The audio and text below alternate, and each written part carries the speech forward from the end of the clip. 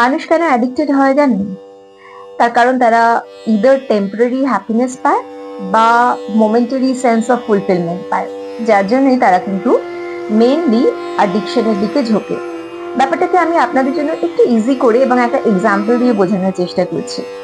ধরুন আপনি আহ, আপনার দিনটা অফিসে বা আপনার কলেজে ভালো যায়নি, আপনি বাড়িতে এলেন, বাড়িতে এসে একটা হুইস্কি আপনি নিলেন, অ্যান্ড মানে একটা সেন্স অফ কামনেস আপনার মধ্যে কাজ করলো। এরপর পরের দিনটাও কিন্তু সেম গেল।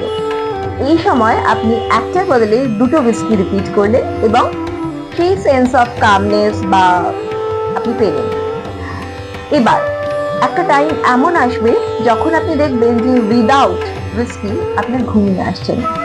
দিস ইজ দ্য পয়েন্ট যখন আপনি কিন্তু অলরেডি অ্যাডিক্টেড হয়ে গেছেন, and I think it is not right. Go back to the example.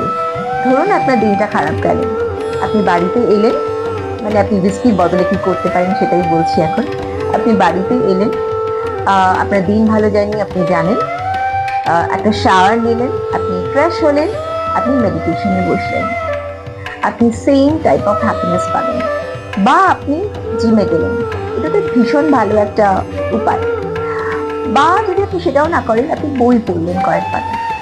হ্যাঁ, এই এন্টায়ার প্রসেস গুলোতে জিম বলুন, বই বলুন বা মেডিটেশন বলুন, একটু সময় লাগে, কিন্তু এটা কিন্তু far far better than any substance use.